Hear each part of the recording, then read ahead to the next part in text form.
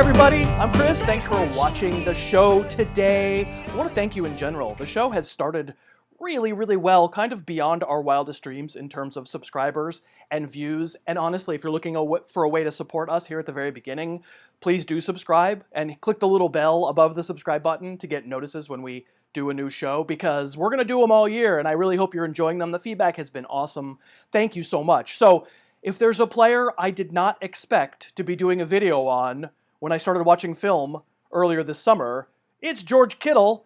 He didn't make a huge impression on me, to be honest, during the season. I didn't really remember all that much about George Kittle, and it's a great rookie class of tight ends, and George Kittle was going to be my tight end 24, and I was just going to move on. But I watch all this film for the almanac that I do every year, and he wound up being one of the big discoveries for me. And now I know in the preseason he already suffered a separated shoulder, and the 49ers say he's going to be ready for week one. We'll see. But I want to show you what I fell in love with on film and why I do sort of still consider George Kittle not a terrible fantasy sleeper for tight end this year.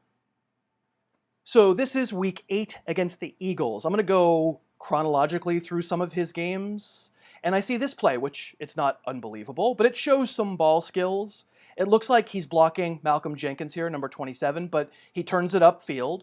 And Jenkins does a good job staying with him. And CJ Beathard, a.k.a. CJ Boatyard, probably shouldn't throw this ball, but Kittle reaches out and stabs it with one hand, pops it up to himself, hauls it in. It's one play. You know, people make nice plays sometimes. I feel like we're not going to go crazy about this, but we're going to sort of build a case.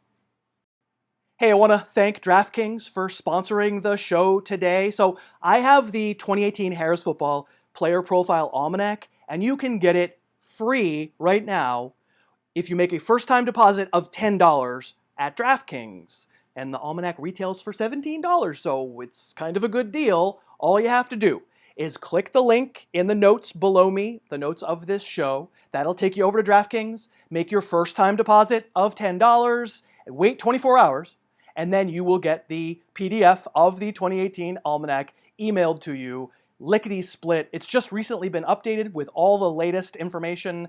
I go through and spend a lot of time rewriting stuff. You'll find stats and film grades and ranks and lots of player-related snark. Please don't draft without it. I think you'll really enjoy it. And thank you again, DraftKings, for sponsoring.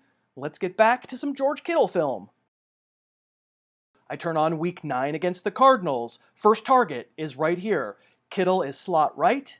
It's man coverage. That's Tyvon Branch on him. Tyvon Branch, not a superstar, but he was playing really well before he tore his ACL last year. And as you see on that little in cut, notice that Kittle looks a little bit different than a regular tight end coming out of that break. He plants that right foot hard and doesn't need to step again. He pushes off and clears Branch. His hips open smoothly, sort of bursts open out of the cut. I have to say, I'm paying attention. Not like he's getting dozens of targets. In this game, he had to wait nearly 2 full quarters for another one, but here it is. And I just like the route. The footwork is really good. One thing George Kittle is not is lumbering for a 6'4", 250-pound person. Fake the out, see the man playing there, pivot, run the in. Again, my impression seeing this is, okay, this stands out compared to the other big men I see running routes. Just a little bit more snap going into the route and coming out of the route. And then George Kittle barely gets used again for a month. So I have to be real careful not to oversell him or his tape from 2017. By the next play I'm showing you here, week 13, Jimmy Garoppolo is the quarterback. This one isn't even a completion, but again, raw materials. See him from the end zone coach's tape? He runs a hard post where, yeah, maybe open there. Garoppolo's looking somewhere else. And then Jimmy G is really good at this. He extends the play. And from the game broadcast replay, you can see, that's a pretty sick and accurate throw. And Kittle grabs it, kind of just goes up and grabs it. It's just a little too far, and he can't get his feet down.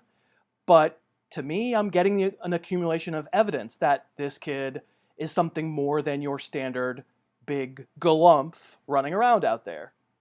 Let's go over the middle against Jacksonville. not a super special route or anything. He's in the right slot again. He doesn't need to cut hard. He and Garoppolo both read the linebackers here, that'll be number 50 and number 44, and realize, all right, they're playing zone, so the route should curl behind them, basically a deep in, I guess. And Garoppolo knows he should put it up high, so there's no chance of those linebackers getting it. They got to go over the linebackers, but in front of whatever's behind him, the safeties. And Kittle reads the same thing too. I like that. And it's not a superstar play, but cool, man. Get up in the air, make the catch, show you're an athlete, and then take a hit from the safety and hang on. And then this play made him grow on me even more. He motions into the left slot. He gets matched up with a linebacker, that's number 58, Corey Littleton.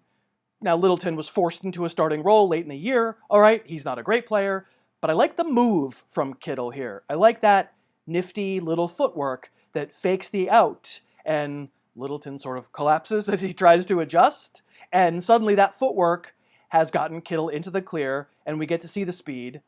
Good enough speed. That was 4.52 speed at the combine. That's Alvin Kamara speed, which, he's 250 pounds. Alvin Kamara's 215. Certainly good enough speed to get between those two tacklers in the middle of the field before they catch him. And then just a play to show decent strength. I showed you all the stuff in chronological order, sort of in the order that I wound up watching it when I watched his film this summer. Kittle is much more a move tight end than he is a blocker. Garrett Selleck is there to do blocking, and Garrett Selleck had a fine season as well and caught some passes too. This was a meaningless game to the Rams, but certainly number 47 there for the Rams defense. Now, he's a reserve. I don't actually know who he is, but certainly he's trying to tackle Kittle and can't. So I'm not going to sell you Kittle as some sort of incredibly powerful player compared to all the other tight ends in the league, but a little bit of strength there as well. So I could probably cut together a lot of players' best plays of a season and show them to you on one of these shows and say, wow, what a great player this guy is. And the fact is, Kittle played half of the Niners' snaps last year, and Selleck did play pretty well as well. And I think based on everything you see on the stat sheet, you'd say, just another guy. And lots of disappearing in the course of these games. And so I do not want to oversell you Kittle as some sort of guaranteed sleeper. Plus, he has a shoulder injury, and we don't know for sure that he plays week 1, and maybe that makes him less appealing as a 10th round draft pick. But let's say a word about the tight end position. I'm waiting, in almost every league, I'm waiting to take a tight end. You could have your Gronk in the 2nd or 3rd round. You can have your Kelsey in the 3rd or 4th round. Your Zach Ertz, move on down to Greg Olsen, move on down to all those usual suspects. I'm going to wait until the 9th or 10th round every time for a not scarce position. Let's face it, what we're doing among tight ends, we're chasing touchdowns. And if you're beyond the guys who have a possibility of getting you 1,000 yards receiving, and you're really talking about, all right, which dude is going to get me 600 yards receiving and 6 touchdowns for sure, and then a possibility with the upside for more, I feel like the bar is pretty low. Let's take a chance on someone like Kittle, who looks like he's got the raw ability to get used more. If in week 1, week 2, week 3, Kittle's not getting used, I don't care. I'll drop him and I'll stream tight end until I find someone I'm comfortable with. The opportunity cost of taking an elite tight end in fantasy drafts, simply too high. I can get another really good running back, really good wide receiver. Positions of scarcity that I know I'm going to have a hard time filling as people get hurt as the season goes along, whereas tight end simply doesn't have that kind of scarcity, and there's almost always, in most leagues, going to be a possible solution on the waiver wire if your guy gets hurt, or if he turns out to be the bad version of George Kittle who doesn't produce. So he's exactly the kind of player I would want to be taking a chance on in a fantasy league in the 10th round. And hey, maybe the shoulder injury actually winds up being a good reason to keep him off everybody else's draft board and on yours. I have him 12th among tight ends for fantasy right now. So in a 12-team league, maybe he's the last starter. He's right behind the likes of David Njoku and the oft-injured Tyler Eifert. So I'm going to take a shot on Kittle. If I wait, and I'm the last person in my draft to take a tight end, I'm just fine taking the chance on Kittle's upside, and if it doesn't work out, it didn't really cost me that much, and I'll find a solution from the waiver wire.